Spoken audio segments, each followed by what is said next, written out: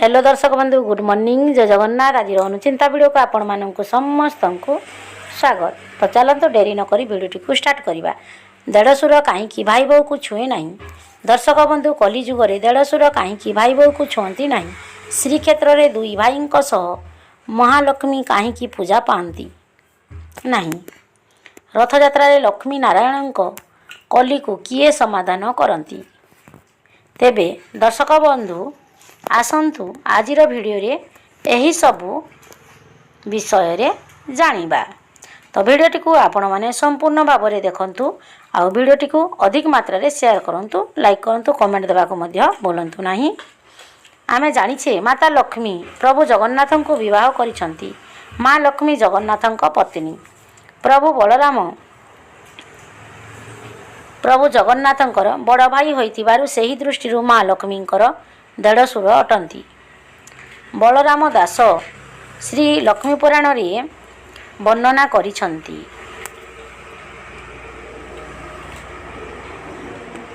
कमलिनी कहउछंती तुलसी ब्राह्मणी देढ़शुर मोर जे अटंती हल पानी।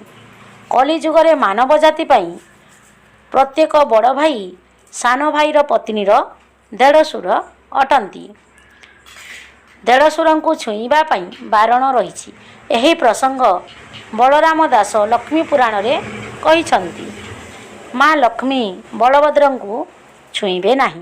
बड़ देउल रे देढ़शुर बलभद्र अवस्थान करिथिबारु माँ महालक्ष्मी मंदिर बड़ देउलर अनंत दूर रे रही अछि।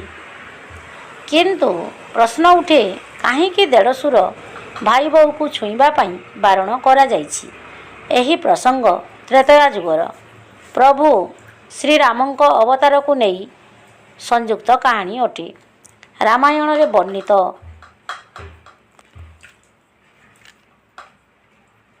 लक्ष्मण चरित्र सेवा और आशीर्वादर प्रतीक।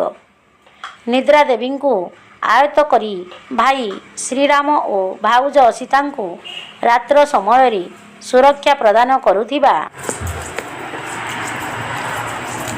त्यागी लक्ष्मण थिले। शेषनागंक अवतार थिले। वनवास अवधि काल रे लक्ष्मण कहिथिले मु जदि बड़ भाई होइथांती ए अन्याय आदेश विरोध रे अस्त्र धरिबा को पछेई न थांती।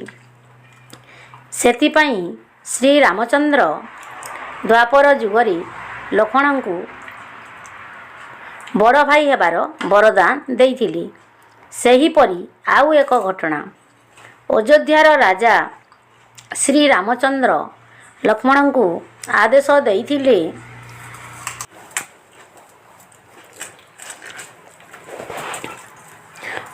अंतसत्वा माँ सीता को नेकी जाउतिबा समय लक्ष्मण वन बनाली कोलरे छाड़ी आसीबा समय माता सीता को लक्ष्मण को कहिथिले माता बाबू लक्ष्मण तुमर बड़ भाई रामचंद्र तुमर इच्छित कल्पना को पूरण करिसंती।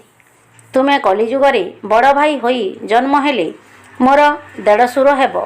त्रेतया जुगरे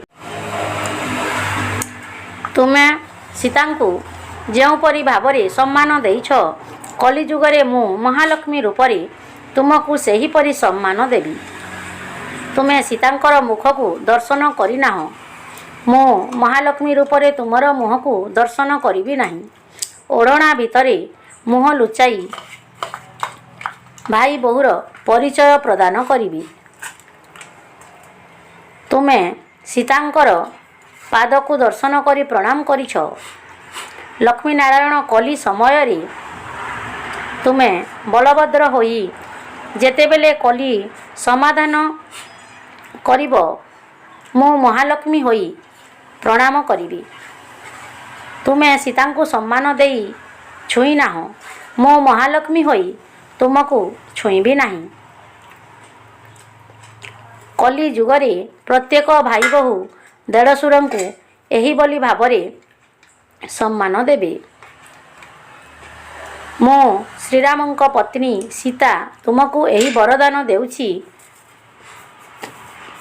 त्रेतया जुगरे माँ सीता ଲକ୍ଷ୍ମଣଙ୍କୁ ଦେଇଥିବା ବରଦାନ କଲି ଯୁଗରେ ପରମ୍ପରା ହୋଇ ବନ୍ଦନୀୟ ଭାତୃତ୍ୱର ଜୟଗାନ କରୁଛି। ଦେଢ଼ଶୁରଙ୍କୁ ସମ୍ମାନ ଦେବା ଭାଇ ବୋହୂର କର୍ତ୍ତବ୍ୟ। ଏହି ପରମ୍ପରାକୁ ଅକ୍ଷୁଣ୍ଣ ରଖିବା ପାଇଁ ପ୍ରତ୍ୟେକ ଭାଇ ବୋହୂ ଓଢ଼ଣା ଭିତରେ ମୁହଁ ଲୁଚାଇ ଦେଢ଼ଶୁରଙ୍କୁ ସମ୍ମାନ ଦେଇଥାନ୍ତି। ମା ମହାଲକ୍ଷ୍ମୀଙ୍କ ଆଶୀର୍ବାଦରେ ଅନୁପ୍ରାଣିତ ସମସ୍ତ ନାରୀ ସାମାଜିକ ଶୃଙ୍ଖଳାରେ ବନ୍ଦିନୀ ହୋଇ ଦେଢ଼ଶୁରଙ୍କୁ ଛୁଅନ୍ତି ନାହିଁ। ତେବେ ଦର୍ଶକ ବନ୍ଧୁ, ଆଜିର ଏହି ପ୍ରସଙ୍ଗରେ ଆପଣମାନେ ଜାଣିପାରିଲେ ଦେଢ଼ଶୁର ଭାଇ ବୋହୂକୁ ଛୁଅନ୍ତି ନାହିଁ କାହିଁକି? ଯଦି ଆପଣମାନଙ୍କୁ ଏହି ଭିଡ଼ିଓଟିରୁ କିଛି ଶିଖିବାକୁ ମିଳିଲା କିମ୍ବା ଭିଡ଼ିଓଟି ଭଲ ଲାଗିଛି, ତେବେ ଦୟାକରି ମୋ ଚ୍ୟାନେଲକୁ ସବସ୍କ୍ରାଇବ୍ କରି ଭିଡ଼ିଓକୁ ଗୋଟେ ଲାଇକ୍ ନିହାତି କରନ୍ତୁ ଏବଂ ସାଙ୍ଗମାନଙ୍କୁ ଓ ବନ୍ଧୁବାନ୍ଧବମାନଙ୍କୁ ସେୟାର କରନ୍ତୁ। ଜୟ ମା ଲକ୍ଷ୍ମୀ, ଜୟ ଜଗନ୍ନାଥ। ଭିଡ଼ିଓଟିକୁ ଆପଣମାନେ ସମ୍ପୂର୍ଣ୍ଣ ରୂପରେ ଦେଖିଥିବାରୁ ଆପଣମାନଙ୍କୁ ବହୁତ ବହୁତ ଧନ୍ୟବାଦ। ରହିଲି। ଜୟ ଜଗନ୍ନାଥ।